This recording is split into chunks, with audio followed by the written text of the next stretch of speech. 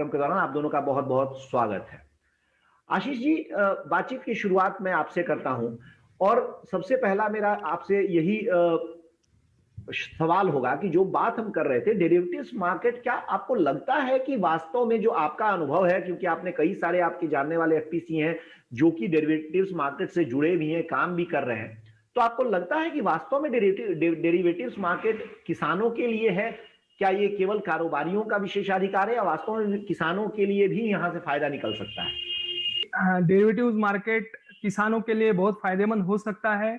उसमें number of किसान मतलब एफपीओ अभी जुड़ रहे हैं कि डेरिवेटिव्स मार्केट में वो कल्टीवेशन के टाइम, सोइंग के टाइम ही डिसाइड कर सकते हैं अगर फ्यूचर में सौदा करते तो क्या भाव हमें मिल सकता है। तो इस तरह से अभी भी फ्यूचर मार्केट और ऑप्शन के हिसाब से वो डेरिवेटिव मार्केट अच्छा खासा बेनिफिट एफपीओ के थ्रू किसान को दे सकता है। जी, दीपक जी, आप यही सवाल मैं अगर आपसे करूं तो आपको कैसे लगता है कि जैसे आशीष जो कह रहे हैं, क्या वास्तव में डेरिवेटिव्स मार्केट, क्योंकि बहुत कॉम्प्लेक्स माना जाता है, अच्छे अच्छे लोगों को भी जो बाजार में हैं उनको डेरिवेटिव्स का जब मामला आता है, वायदा बाजार की बात आती है, तो उनको कुछ समझ में आता नहीं और बहुत बार तो ये माना जाता है कि वायदा बाजार कहीं ना कहीं सट्टेबाजी है। तो किसानों के लिए ये कितना सेफ है, कितना सुरक्षित है और कैसे किसान इससे फायदा उठा सकता है? जी, जैसा आशीष जी ने और आपने कहा कि वायदा बाजार की उपयुक्तता फार्मर्स के लिए हम किस संदर्भ में देख सकते हैं। मैं आपको एक उदाहरण देना चाहूंगा। आज हम जब सिबॉट यानी Chicago board of trade market को ट्रैक करते जो यूएस में है, तो हमें एक नजर आता है कि विश्व भर का मक्का, सोयाबीन, व्हीट या जो भी एग्रीकल्चर कमोडिटीज है जो गोल्ड के बाद ट्रेड होती है सबसे ज्यादा या ऑयल के बाद, तो हमें एक दिखाई पड़ता है कि वहां के फार्मर्स के लिए 2022 का मक्के का भाव आज भी अवेलेबल है। तो फार्मर ये डिसाइड करता है कि एक साल बाद मुझे जो क्रॉप का प्लानिंग करना है उसका भाव अमूमन क्या होगा विश्व मार्केट में या डोमेस्टिक मार्केट में। तो जैसे आपने शुरुआती तौर पे कहा कि हमें फ्यूचर्स मार्केट एक दिशा देता है जिसको हम प्राइस डिस्कवरी मैकेनिज्म कहते हैं। आज तक हमें पता नहीं चलता था कि हम जिस क्रॉप को सोइंग करने वाले हैं कि उसमें हमको रिटर्न कितना मिलेगा। तो पहले तो ये संदर्भ है कि हमको उसका लॉन्ग टर्म तेजी मंदी का ट्रेंड, जिसको हम मोटा मोटी कहते हैं, वो ट्रेंड पता चलने में उनकी मदद होती है। आज भी हम एनसीडीएक्स का उदाहरण लेते हैं तो हमको अप्रैल का हल्दी का वायदा, टर्मरिक का वायदा हमारे लिए अवेलेबल है। चने का मार्च का वायदा जल्दी ही ओपन होगा। तो देखिए इस केस में एनसीडीएक्स में भी हमारे लिए एक 4-5 महीने का आगे का फ्यूचर्स अवेलेबल है। और आपने जैसे डेरिवेटिव्स का एक नया टूल जिसको हम ऑप्शंस कहते हैं, तो ऑप्शंस भी एनसीडीएक्स में हाल फिलहाल में इंट्रोड्यूस किया है। तो ऑप्शंस के कारण ये हुआ कि पहले फ्यूचर्स में जो दिक्कत आती थी कि फ्यूचर्स सेल करने के बाद अगर प्राइस बढ़ जाता था फार्मर का जी, तो उस केस में उसको थोड़ा सा नुकसान होता था। लेकिन ऑप्शंस केस में ये एक इंश्योरेंस की तरह है, थोड़ा सा प्रीमियम देकर हम हमारा प्राइस लॉक कर सकते हैं। नीचे अगर माल जाता है तो हमको फायदा होगा, ऊपर जाता है तो हम मंडी में बेचकर हम हमारा प्रॉफिट या जो भी है हमारा वो बुक कर सकते हैं। जी जी जी, आपका ये कहना है कि नहीं, किसान वास्तव में इससे फायदा उठा सकता है। यही जागरूकता वो जागरूकता है जो सेबी भी चाहता है कि किसानों तक पहुंचे। हम इस पर आगे भी बात करेंगे। फिलहाल वक्त हो गया एक छोटे से ब्रेक का। ब्रेक से लौटेंगे और उसके बाद हमारी ये चर्चा जारी रहेगी। बने रहिए हमारे साथ, देखते रहिए मंडी नोट।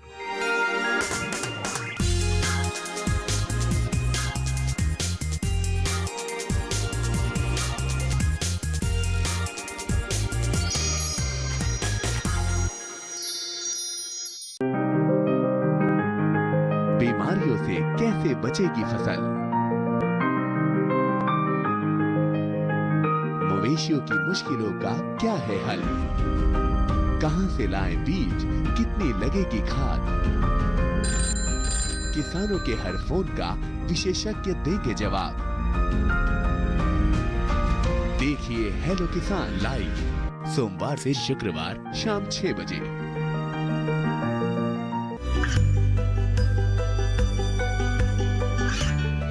गांवों और पिछड़े क्षेत्रों में सरकारी योजनाओं की जानकारी पहुंचा, देश में कौशल और क्षमता विकास कर ग्रामीणों को सामाजिक बदलाव और विकास से जोड़ने की दूरदर्शन किसान की पहल चौपाल चर्चा देखें सोमवार से शुक्रवार सुबह 9 बजे।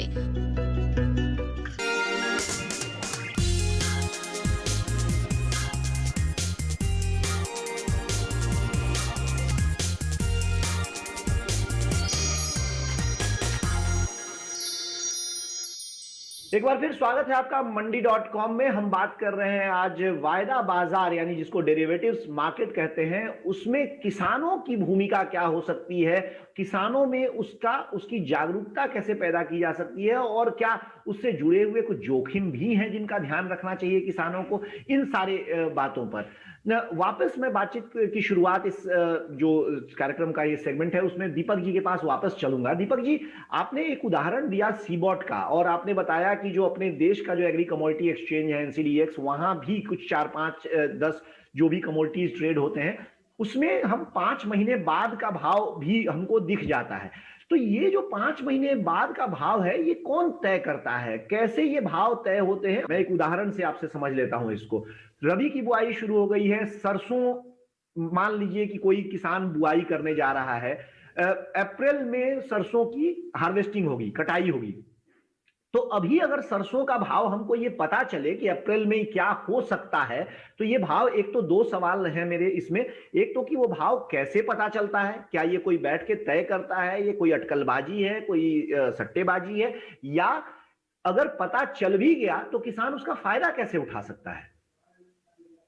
जी, बहुत ही अच्छा सवाल है ये। और आपने जैसे कहा कि इसके संदर्भ में हमको जागरूकता लानी चाहिए, तो इसका आसान भाषा में ये आंसर होगा कि अगर अप्रैल में कोई हमको भाव दिखता है जो ट्रेड होता है, तो वहां पर जो एंड यूजर्स जिसको हम कहते हैं, या प्रक्रियादार या प्रोसेसर्स होते हैं और कुछ इन्वेस्टर भी होते हैं, तो ये प्रक्रियादार या प्रोसेसर उनका एंड प्रोडक्ट का जो भाव है या उनका एंड प्रोडक्ट के लिए जो डिमांड है उसके हिसाब से वो एक सौदा डालते हैं। और ये सौदा क्यों डालते हैं वो? क्योंकि उनको भी अपना प्राइस का जोखिम, मतलब जिसको हेजिंग कहते हैं तांत्रिक भाषा में, तो उनको भी हेज करना होता है। तो उनको पता है कि ये, मान लीजिए कि अगर कोई प्रोसेसर को मार्च का चना में 5,000 का भाव दिखता है, तो वो कहेगा कि ठीक है, दाल को उस हिसाब से अगर 70-80 रुपए में अच्छा मार्केट है तो मैं मेरा ऑर्डर बुक कर लेता हूं आज की डेट में। तो एंड यूजर्स आपका ऑर्डर उस संदर्भ में वहां पर प्राइस, अगर कोई लेने वाला है तो बेचने वाला भी है, ये हमको समझना चाहिए। तो बेचने वाला वहां पर अवेलेबल रहता है, उसके कारण लिक्विडिटी या बहुत ज्यादा हमको माल लेने के लिए अवेलेबिलिटी रहती है। और दूसरी तरीके से बायर्स, मैंने जैसे कहा पहले, बायर्स सौदा डालता है और सेलर्स भी डालता है। तो बायर सेलर दोनों मिलाकर वहां पर जो ओपन इंटरेस्ट हमको कहते हैं, उसको एक खड़े सौदे तैयार होते हैं। और उसमें कुछ इन्वेस्टर भी आते हैं। वो इन्वेस्टर एफपीओज भी रह सकते हैं, फार्मर्स भी रह सकते हैं। तो इन्वेस्टर के कारण एक लिक्विडिटी वहां पर बढ़ती है। और ये जैसे ये सारी प्रक्रिया जिसको हम सट्टेबाजी के तहत ना ले, जो सीबॉट की 150-200 साल की परंपरा है, इसको हम प्राइस डिस्कवरी मैकेनिज्म के तौर पर हम ले सकते हैं और हेजिंग के माध्यम से इसको हम बोल सकते हैं, इन सारी प्रक्रिया को। जी आशीष जी, ये एक प्रक्रिया समझा दी दीपक जी ने, जिससे ये समझ में आता है कि जो पूरा भाव तय हो रहा है वायदा बाजार में, वो कोई व्यक्ति या कोई कारोबारी बैठ के तय नहीं कर रहा है, लेकिन बहुत सारे कारोबारी, बहुत सारे निवेशक और बहुत सारे किसान उत्पादक संगठन जब एक जगह आके और जो डिमांड एंड सप्लाई का जो मैकेनिज्म है वो जब करते हैं, तो उससे ये भाव निकल के आता है। चलिए, ये मैं समझ गया। लेकिन मुझे ये समझाइए कि इसमें जोखिम क्या है? आखिर कोई एफपीओ अगर मान लीजिए कि इसके लिए जाता है, तो क्या उसको फायदे हैं? जैसे दीपक जी ने एक बात कही थी कि भाव, अगर मान लीजिए कि जैसे किसी किसान ने अभी से लॉक कर लिया, जिसको मान लीजिए कि 5,000 का भाव सरसों का उसने लॉक कर लिया, लेकिन अगर भाव उसको उस समय 6,000 चल रहे हो, तब तो उसको नुकसान होने वाला है। 5,000 का भाव ही उसको मिल पाएगा, तो 1,000 उसको लॉस हो गया, क्योंकि वो एक्सचेंज पर पहले ही सौदा कर चुका है। तो उसमें उसके पास विकल्प क्या है? क्या इससे बचने का भी कोई उपाय है उसके पास? जी भुवन जी, एक तो प्राइस डिस्कवरी के ऊपर थोड़ा सा बात करते हैं। जो दीपक जी ने कहा है कि भाव डिसाइड होने के लिए यहाँ पे नंबर ऑफ पार्टिसिपेंट बहुत ज्यादा है। मतलब सीधी भाषा में कहे तो घेवाल यहाँ पे बहुत मिल रहे हैं। भारत की बात करें तो कश्मीर टू कन्याकुमारी तक के किसान है, प्रोसेसर है, ये सारे लोग एक जगह पे आने वाले हैं, तो अल्टीमेटली कंपटीशन बढ़ के भाव का बेनिफिट मिलने वाला है। अभी आपकी दूसरी बात की तरफ आते हैं कि किसान को आज कैसे लॉक करेगा और उसको कैसे फायदा होगा। तो जो टूल्स हमारे अभी तक के डिस्कशन में आए कि फ्यूचर और ऑप्शंस, दो टूल्स है। तो किसान अभी एक एग्जांपल लेते हैं, मेरे एक एफपीसी है जय सरदार, तो उन्होंने रिसेंटली एनसीडीएक्स के साथ ऑप्शंस में एक सौदा बुक किया है 4950 के ऊपर। तो यही है, जैसे मार्केट के भाव अगर 49 के 50 से कम आते हैं तो हम 4950 में माल देने के लिए रेडी है। हमारा उसी में किसान का फायदा होने वाला है। अगर मार्केट बढ़ जाता है, मान लो अगर मार्केट 5000 होता है तो ऑप्शन का फायदा उनको मिलेगा, तो वो मार्केट भाव से भी बेच सकते हैं। इसमें उन्होंने क्या किया है कि उन्होंने ऑप्शंस में अपना सौदा इंश्योर कर लिया है। तो ये इंश्योरेंस के वजह से वो बढ़े हुए भाव का भी फायदा ले सकते हैं और वो अच्छी तरह से मतलब ट्रेड कर सकते हैं प्लेटफॉर्म के ऊपर। दूसरी बात इसमें है कि इसके लिए जो प्रीमियम भरना होता है, तो फिलहाल तो अभी तो प्रीमियम 300 रुपए तक का प्रीमियम को तो एनसीडीएक्स और बाकी से भी बेयर कर रहा है। तो इस तरह से उसके ऊपर का प्रीमियम एफपीओ को या किसान को बेयर करना है। तो ये बहुत ही अच्छा टूल ऑप्शंस के माध्यम से मिल रहा है। ऑप्शन एक बहुत ही अच्छा अपॉर्चुनिटी एफपीओस के लिए है जो एनसीडीएक्स के माध्यम से अवेलेबल हो चुका है। जी आशीष जी, तो जो मुझे समझ में आया आप दोनों की बातों से, अपने दर्शकों के लिए थोड़ा सा मैं उसको सार संक्षेप में रखता हूं। यानी आपका कहना यह है कि किसानों के पास वायदा बाजार में दो टूल उपलब्ध है, एक फ्यूचर है, एक ऑप्शन है। फ्यूचर में आप जिस भाव पे सौदा कर लेते हैं उस सौदे पर आपको अपना सौदा करना ही पड़ता है।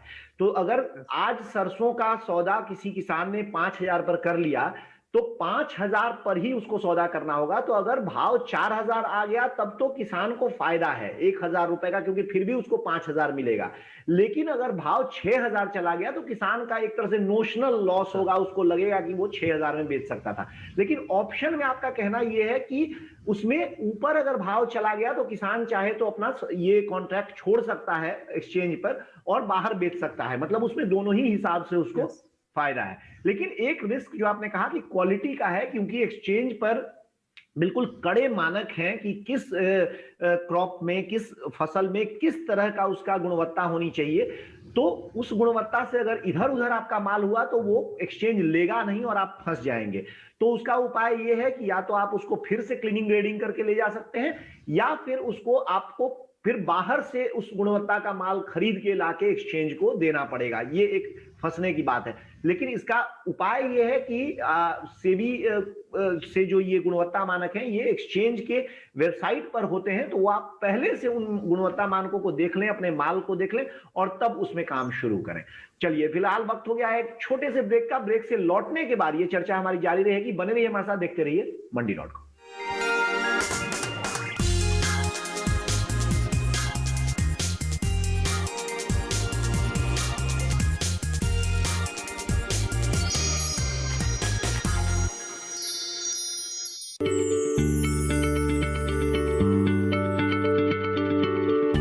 क्या आप किसी बीमारी से परेशान हैं? चाहते हैं डॉक्टर की सलाह? तो हम हैं आपके साथ, बताएंगे आपको जीने की राह। समस्याएं आपकी, समाधान देश के मशहूर विशेषज्ञों के। घर बैठे बात करें देश के जाने माने डॉक्टरों से। हमारे लाइव प्रोग्राम स्वस्थ किसान में हर शनिवार शाम 6 बजे से 7 बजे तक। ये कामयाबी है अन्नदाता की। ये कहानी है खेत और खलिहानों की। कैसे करें अपने पशुओं की देखभाल, जानिए गांव-गांव के किसानों का हाल। देखिए गांव किसान, सोमवार से शुक्रवार दोपहर 12 बजे सिर्फ डीडी किसान पर।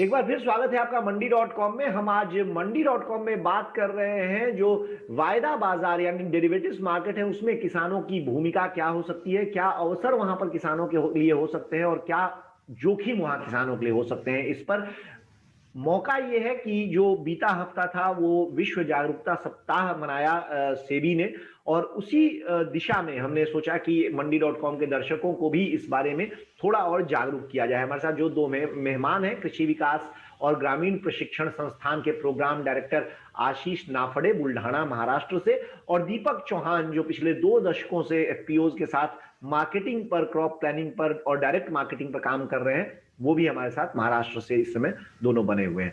आशीष जी, आपके साथ इस कार्यक्रम के इस भाग की शुरुआत मैं करना चाहता हूं। आपने पिछले सेगमेंट में बातचीत में एक बात कही थी, एक लाइन कही, मैं थोड़ा और समझना चाहता हूं हमारे दर्शकों के लिए। आपने कहा कि सेबी और एक्सचेंज मिलके ऑप्शन का प्रीमियम का भाव दे रहे हैं। मतलब ये मुझे थोड़ा आप समझाइए, क्योंकि ऑप्शन खरीदने का जो खर्च है वो प्रीमियम है, लेकिन आपका कहना है कि सेबी और एक्सचेंज जो है वो प्रीमियम दे रहे हैं। तो क्या इसका मतलब ये है कि जो एफपीसी हैं, फार्मर प्रोड्यूसर कंपनी, उनको ये फ्री में ऑप्शन का ये एक तरह से मिल रहा है सौदा?